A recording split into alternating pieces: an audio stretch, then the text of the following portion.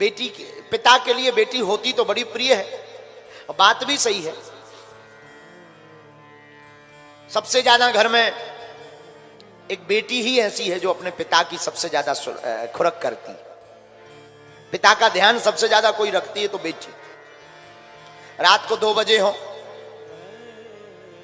एक घड़ी माता जी नहीं उठेंगी, पत्नी नहीं उठेगी, बेटा तो उठेगा ही नहीं, निकम्मा। पापा आ गए, खोल दो, तुम ही खोल दो गेट, अब हम सो रहे, हमारा दिमाग खराब ना करो, मूड पर आ रहा, ऐसी बातें करके। लेकिन बिटिया कितनी भी थकी हो, बुखार में हो, बीमार हो, बेटी तुरंत जाएगी, झट से दरवाजा खोलेगी, पापा पापा पापा आ गए, पिताजी आ गए, आओ पिता, आप बैठो, बीमार है, आप बैठो पिताजी, हम रोटी बना देते हैं। बेटी का मोह पिता के प्रति बहुत होता है,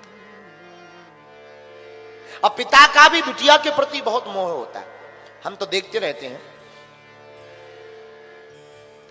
दरबार में जब बैठते हैं, कभी धाम पर बैठते हैं, शादी के कितने भी साल हो जाए, लेकिन बेटियां आती हैं, महाराज जी और तो सब आपकी कृपा है, हमें अपने घर का कुछ नहीं पूछना, हमारे पिताजी ठीक हो जाए। बल्कि ये धर्म पुत्रों का है, लेकिन ये धर्म बेटियां निभाती हैं। धन्य है हमारा भारत, भारत की बेटियों को इसलिए दुर्गा कहा जाता है। बेटियां जिसके घर आती हैं उसके घर खुशियां छा जाती हैं। बेटियां, पुत्र तो केवल एक कुल का नाम रोशन करते हैं, लेकिन बेटियां तो दोनों कुलों का उद्धार करती हैं।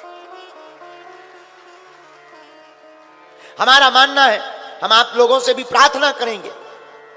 हम लोग बहुत बड़ी गड़बड़ करते हैं और गलती करते हैं, बहू को तो लाते हैं, लेकिन कई बार छोटी मोटी बातों पर बहू के माता पिता को सुनाने लगते हैं। हमारी प्रार्थना है, कभी भी हो किसी के भी माता पिता की अवहेलना मत करना, क्योंकि अपने सबसे प्राणों का टुकड़ा, जिगर का टुकड़ा कोई दान में देता है तो वो बाप होता है जो अपनी फूल सी बिटिया को दान में दे देता है। आप कभी विचार करना, आत्ममंथन करना कि 20 साल जिसके घर में बिटिया चहचहाती रही हो, खेलती रही हो, जिस आंगन में कूदती रही हो, जिसकी प्रत्येक दीवार से उसकी याद जुड़ी हो, घर की एक एक ईंट जिससे बोल करके बात करती हो, और उस बेटिया को एक ही रात में बाप अपने कलेजे पर पत्थर रख करके विदा कर देता है, उस बाप पर क्या गुजरती होगी। इस पूरी दुनिया में हम तो नहीं कह सकते, पर भारत में कह सकते हैं, इस पूरे भारत में कोई बाप कितना भी बड़ा कठोर हो, कितने भी बड़े दिल का हो, पर हम दावे के साथ कह सकते हैं कि जिस दिन बेटी की विदा होती है, उस कठोर से कठोर बाप की भी आंख भर जरूर आती है। अकेले में जा करके वो भी रो पड़ता है, उसकी भी नजर भर आती है। कितना भी कठोर हो, जब बेटी जाती है ना, विदा होती है ना, वो भी फूट पड़ता, बिखर जाता है। वो भी 2 दिन तक भोजन नहीं करता, उसे सुरत नहीं रहती।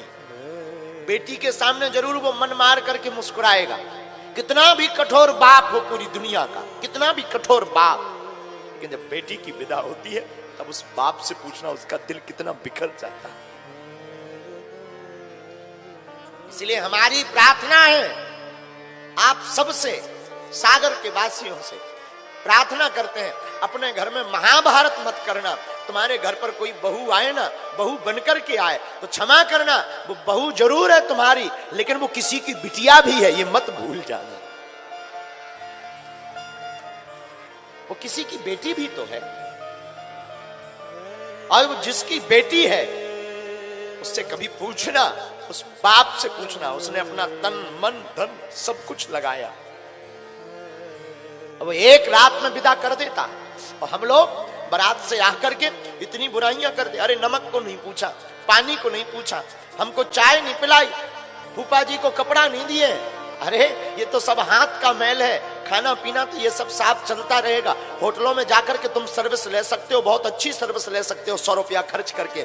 लेकिन हम तुमसे प्रार्थना करना चाहते हैं हाथ जोड़कर, उस बाप के बारे में कभी तुम कल्पना करना जिस बाप ने अपनी बेटी के विवाह के लिए 1 साल पहले से सोना छोड़ दिया हो, जूता खरीदना छोड़ दिए हो, कपड़ा खरीदना छोड़ दिया हो कि हमारी बेटी की विदा में कोई कमी ना रह जाए। हम कपड़े नहीं लेंगे पर हमारी बिटिया के आने वाले रिश्तेदारों को कोई कमी नहीं होने देंगे। कभी आप आत्ममंथन करना उस बाप के बारे में। वो 1 साल पहले से नहीं सोता है,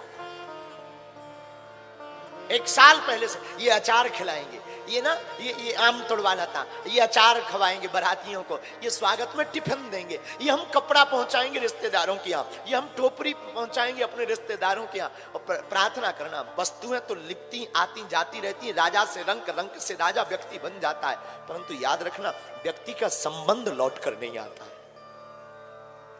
इसलिए नाता को भुनाना, नाता को बनाना। कभी भी हो आपके घर पर जो बहू बनकर आई वो किसी की बिटिया है, और वो अगर बिटिया है तो कभी उसकी अवहेलना मत करना, उसके माँ बाप को ताना मत सुनाना कृपा करके। और जिस दिन तुम ये कर लोगे, जितने भी लोग यहां सुन रहे हैं और भारत में सुन रहे हैं, दृष्टि का खेल है। अगर तुम्हारे घर में कलेश होता है तो कहीं ना कहीं यहीं से कारण प्रारंभ होगा। और अगर तुम अपने घर में सुख शांति चाहते हो तो आज की हमारी कथा सुनकर के जाना। तुम्हारी जिंदगी में बदलाव ना आए तो कर लेना, लेकिन जीवन में उतार करके जाना कथा को।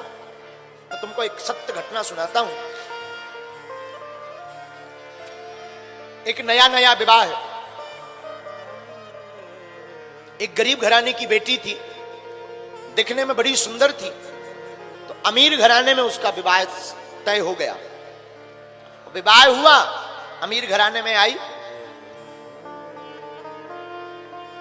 अमीर घराने में आकर के वो बड़ी प्रसन्न, घर वालों ने बड़ा स्वागत किया क्योंकि दिखने में बड़ी अच्छी गुणवान थी, सुयोग्य थी, बड़ी सरल थी, बड़ी सहज थी। इसलिए लोगों ने, परिवार वालों ने, उस बच्चे ने, उसकी मां ने, सासू मां ने स्वीकार कर लिया। दीपावली आई तो दीपावली के बाद एक नियम होता है मिठाई भेजने का। बहू के घर से ससुराल पक्ष में मिठाई के डिब्बा आते हैं, जो ससुराल में पूरे परिवार को बांटा जाता है। ये तो थे बड़ी गरीब घर से। इसने अपनी मां को फोन लगाया, मां जी दीपावली आ गई है, अब सासू मां पूछेगी मिठाई, तो क्या कुछ व्यवस्था बनी क्या?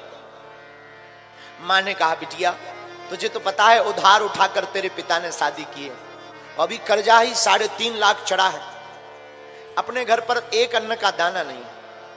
बेटी फिर भी मैं कुछ व्यवस्था करके कुछ मिठाई भेजती हूं। शाम को मां ने दोबारा फोन लगाया, बिटिया 1000 रुपया की व्यवस्था हो गई है, मैं तेरे घर पर ना 5 किलो मिठाई भेजती। तो बेटी ने सोचा परिवार इतना बड़ा है, 5 किलो मिठाई अगर आएगी तो मेरी सासू मां ताना सुनाएगी, हंसी उड़ाएगी। देखो कितनी बड़ी